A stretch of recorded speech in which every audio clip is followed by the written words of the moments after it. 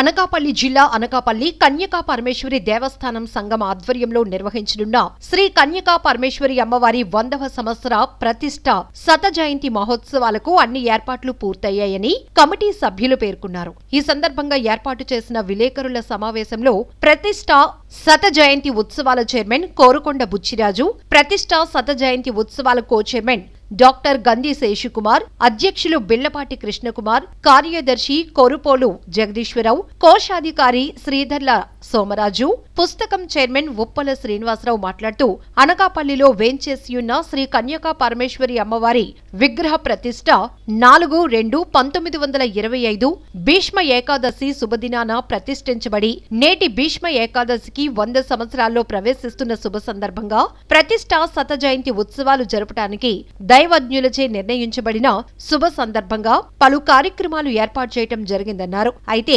తేదీ 20/2/2024 మంగళవారం భీష్మ ఏకాదశి నుండి తేదీ 23/2/2024 శుక్రవారం పౌర్ణమి వరకు ప్రతిష్ఠ శత జయంతి వేడుకలు అర్చకులు శ్రీమాన్ రేజేటి శ్రీరామాచార్యుల ఆధ్వర్యంలో అంగరంగ వైభవంగా జరుగుతున్నాయన్నారు. అందులో భాగంగా ముందుగా 108 మంది మహిళలచే ఇచ్చే 108 కలశాలతో శోభయాత్ర, అలాగే అమ్మవారి ఉత్సవమూర్తి యంత్రములకు కలశాభిషేకం, విఘ్నేశ్వర పూజ, పుణ్యావచానం, పరిషత్, దీక్షాధారణ నివేదన, తీర్థ ప్రసాద వితరణ, నిత్య అర్చన, విశేష ఆరాధన, నీరాజన మంత్ర పుష్పాలు, తీర్థ ప్రసాద వితరణ, నిత్య అర్చన, విశేష కుంకుమ పూజ, 1008 గాజులతో సహస్రనామార్చన, నీరాజన మంత్ర పుష్పాలు, నగర సంకీర్తన, గోపూజ, అమ్మవారి అభిషేకం, నవకలశ స్వప్నము, హోమ కార్యక్రమాలు ప్రపంచంలో మొదలుగొన్నవి నిర్వహించడం జరుగుతున్నాయన్నారు. అదేవిధంగా ప్రతి పౌర్ణమికి ఒక్కొక్క విశేష కార్యక్రమాలతో అభిషేక అర్చన, అలంకరణ పూర్వక ఉత్సవములు, సాయంత్రం ప్రవచనములు కార్యక్రమాలతో 12 నెలలు జరపబడునని తెలిపారు. ఈ సందర్భంగా భక్తులు 50 మంది విచ్చేసి ఈ కార్యక్రమంలో పాల్గొని అమ్మవారి ఆశీస్సులు పొందగలరని తెలిపారు. 1914లో ఇక్కడే వైశ్యులు కొందరు వ్యాపారస్తులు సమావేశమై పెనుగొండ తర్వాత మనం కూడా ఎందుకు అమ్మవారి క్షేత్రం ఉండకూడదు, ఇంతవరకు లేదు అని 1914లో సమావేశమై ఒక సంస్థని శ్రీ కన్యకా పరమేశ్వరి దేవస్థాన సంఘం అని ఏర్పాటు చేసి అది 1914 డిసెంబర్ 15న రిజిస్టర్ చేయడం జరిగింది. అందరూ వైద్యులందరూ కలిసి అమ్మవారి ఆలయం ప్రతిష్ఠించి మనం పూజలు జరుపుకోవాలనేటువంటి సంకల్పంతో వారు పరిష్కరించి విరాళాలు సేకరించి భూమిని సేకరించి 5 ఎకరాల ప్రాంగణంలో ఈ శ్రీ వాసవి కన్యకా పరమేశ్వరి అమ్మవారి దేవాలయం నిర్మించడం, అమ్మవారిని ప్రతిష్ఠించడం జరిగింది. దానికి వారికి 11 సంవత్సరాల వ్యవధి పట్టింది. 1914లో సంకల్పం జరిగింది. 1925 ఫిబ్రవరి 4 భీష్మ ఏకాదశి నాడు అమ్మవారి ప్రతిష్ఠ జరిగింది.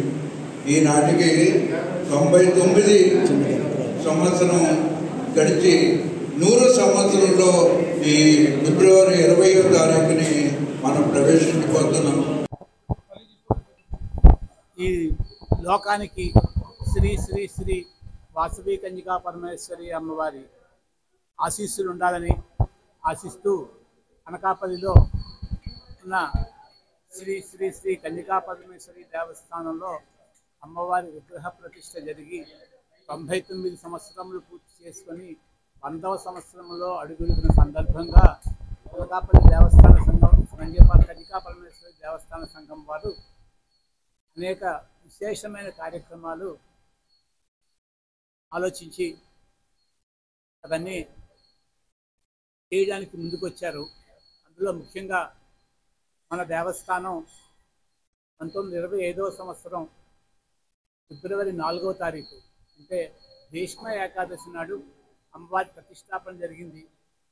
ఇది పురస్కరించుకొని రేపు 20వ తారీఖు భీష్మ ఏకాదశికి 99 సంవత్సరములు పూర్తి చేసుకొని 100వ సంవత్సరంలోకి వస్తున్నది. ఆ సందర్భంగా ఆ రోజు ఈ ఉత్సవాలకి నాంది ప్రస్తావనగా శోభాయాత్ర 108 మంది మహిళలతో 108 కలశాలతో అనకాపల్లి ముఖ్య వీధులలో శోభాయాత్ర చేద్దామని చెప్పి ముఖ్యమైన సంకల్పం. ఆ రోజు అది అయిన తర్వాత ఈ శోభాయాత్ర ముగిసి దేవస్థానానికి విచ్చేసిన తర్వాత ఆ కలశాలు తెచ్చిన మహిళలచైతే అమ్మవారి విగ్రహానికి, ఉత్సవ విగ్రహానికి వారి చేతులతోనే అభిషేకం చేసే ఏర్పాట్లు జరుగుతున్నాయి. ఇక సంవత్సరం పొడుగున ప్రతి పౌర్ణమికి విశేష కార్యక్రమాలు చేద్దామని చెప్పి నిర్ణయం. ఇవి అన్ని కార్యక్రమాలు కూడా శ్రీ రేజేటి రామాచార్యుల వారి ఆధ్వర్యంలో జరుగుతున్నాయి. ప్రతి పౌర్ణమికి కూడా ఉదయాన్నే నగర సంకీర్తన, అమ్మవారికి విశేష పూజలు, అమ్మవారికి అభిషేకం, యాగము, నారాయణ సేవ వంటి కార్యక్రమాలు చేసి ప్రతి పౌర్ణమికి చేద్దామనే ఆలోచన. ఈ 52 వారాలు సూర్య నమస్కారాలు చేస్తున్నాం, ఏర్పాటు చేస్తున్నాం. పొద్దున్న 9 గంటలప్పుడు సూర్య నమస్కారాలు చేస్తాం. ప్రతి పౌర్ణమికి మరియు సాంస్కృతిక కార్యక్రమాలు కూడా జరుగుతాయి. అలాగే సేవా కార్యక్రమాలు కూడా అనేక కార్యక్రమాలు చేయడానికి మేము ముందుకు వస్తున్నాము. అలాగే దీనికి భయం కూడా చాలా అవసరం ఉంది. ఆ విధంగా కూడా మేము ఆ దృష్టిలో కూడా అందరి సహాయ సహకారాలు కూడా మాకు కావాలి. ఈ కోవిలికి ఒక్క అనకాపల్లి ప్రజలే కాకుండా చుట్టుపక్కల గ్రామాల వాళ్ళందరూ కూడా చాలా మనకు కోవిలికి రావడం జరుగుతుంది. అందువల్ల వారందరినీ కూడా కలుపుకొని మన కోవిల్లోని ఈ కార్యక్రమాలన్నీ కూడా వాళ్ళు కూడా పాల్గొనుకుంచేటట్టు మేము చేద్దామని అనుకుంటున్నాం.